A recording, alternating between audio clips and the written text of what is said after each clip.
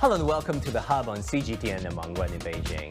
It's been a century in the waiting, but here we go. Paris welcomes back the Olympic Games with a sensational opening ceremony, making itself a true movable feast as the city renews its commitment to unity, diversity, and athletic excellence. The timeless spirit envisioned by Pierre de Courbertin some 120 years ago resonates louder now than ever. What does Paris have to offer for this spectacular event? What enduring legacy has the Olympic Games brought to humanity?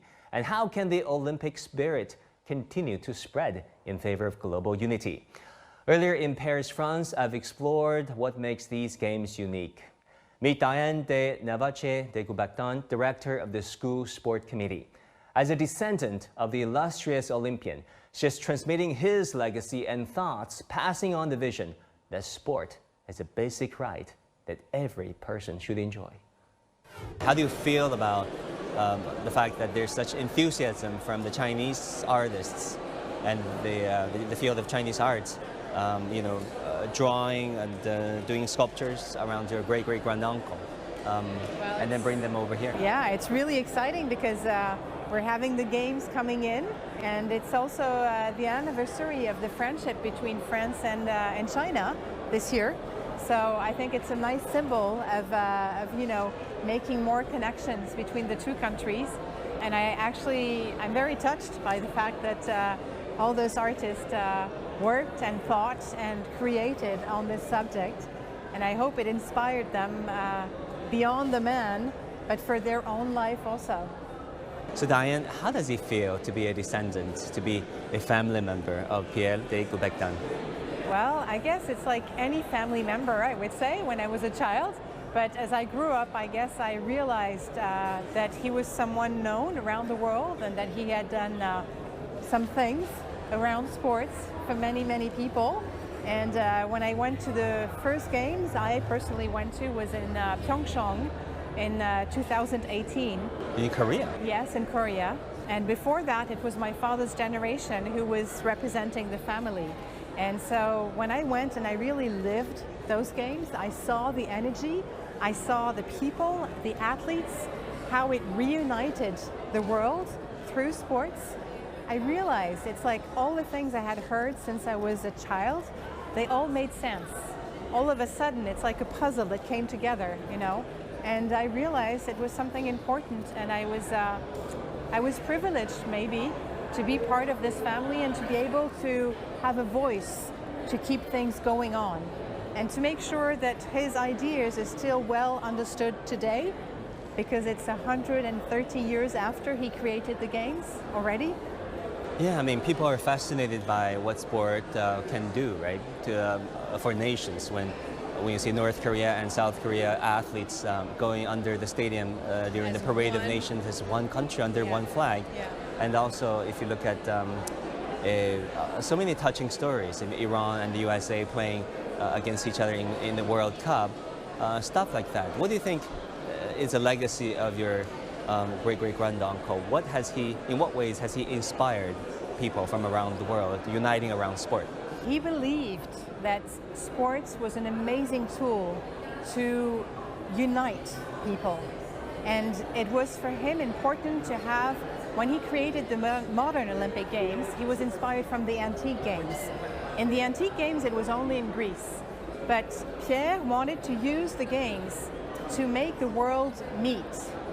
And he wanted those games to travel around the world so that the cultures of the world could meet one another. And if they met through sports, and if they talked and went through the three Olympic values are friendship, respect, and excellence. If you meet people, you get to know them. Instead of being afraid or going to war because you don't know who is against you, maybe you'll start by discussing and finding solutions together. So that is really one red thread for Pierre de Courbertin, is that sport was a way of contributing and helping peace in the world. As a French, what are your hopes and expectations for the Paris Olympics? Well, they're high. Of course they're high, because I hope it's going to be amazing games. Last time we had them was exactly 100 years ago. Last time Paris hosted the Olympics? Exactly Wow. 100 years ago. People didn't realize it's that long. It's exactly 100. And that's also, it's a double anniversary because it was Pierre's last games in France, in his country, as a president of the IOC.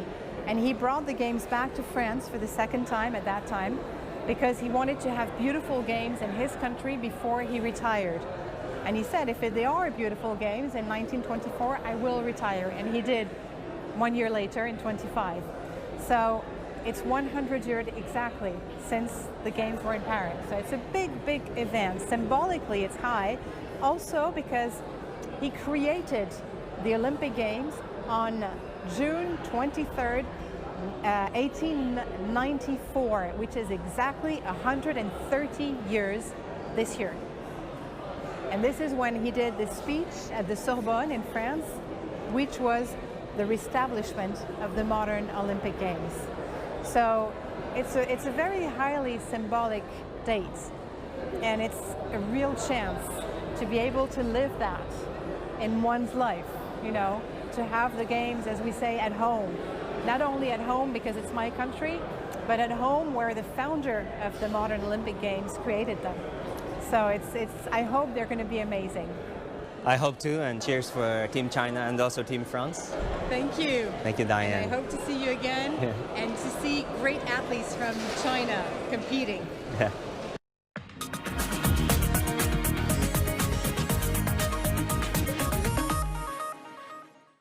On the Paris 2024 Olympics, I spoke to Frédéric Lafferière, president of the Paris Olympics and Sports Committee.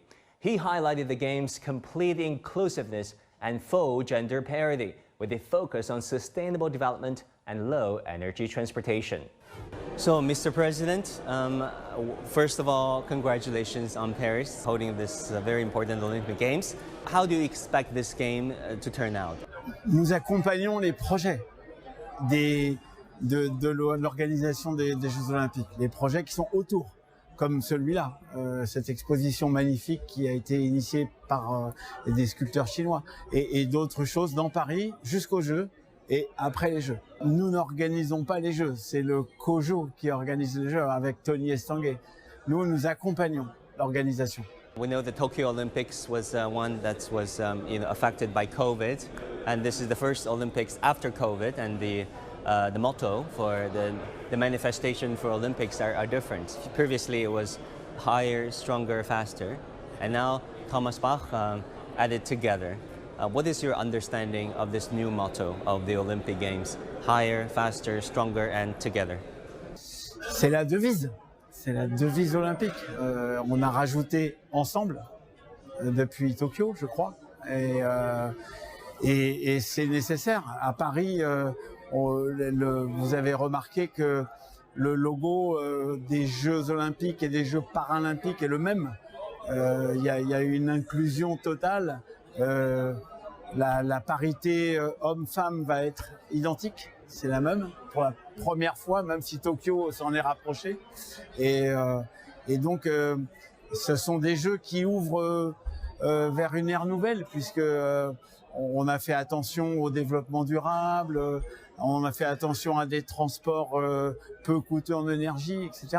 Donc, c'est des Jeux qui, je pense, montreront la voie pour les suivants d'une économie qui doit être favorable à l'environnement, par exemple. Enfin, déjà, à l'environnement, c'est très important. And also, Chinese President Xi called for ceasefire, no war, during the Paris Olympics. Yes. He said no war, during Paris Olympics. Yes. What do you think of that? It's very difficult now because the war is in Europe with Russia and Ukraine, Israël, Rafah. C'est un moment difficile. La vista de président Xi. Oui. La trêve olympique, elle est souhaitable, bien sûr. Elle a rarement été écoutée, malgré tout, quand il y avait des conflits. Mais elle est inscrite à l'ONU, maintenant. Donc, on peut espérer. Le sport et les Jeux Olympiques ont traversé l'histoire de notre siècle. depuis 1896. Ils sont toujours là. Et il faut espérer vraiment que les Jeux aient lieu à Paris, qu'ils ne soient pas empêchés. Parce que les seuls moments où il n'y a pas eu les Jeux, ce sont des moments extrêmement graves dans l'histoire. C'est la Première Guerre mondiale, 1916, il n'y a pas eu de Jeux. Et là, 1940 et 1944, il n'y a pas eu de Jeux, c'était la Deuxième Guerre mondiale. Et la dernière fois, c'est le Covid en 2020 qui a été reporté en 2021. Mais à chaque fois que les Jeux n'ont pas lieu, c'est une catastrophe mondiale. Donc il faut espérer vraiment très fort qu'ils aient lieu à Paris. Si cela peut entraîner la paix pour que chacun puisse vivre les Jeux sereinement, ce sera très très bien. Mais je ne sais pas quoi penser sauf espérer.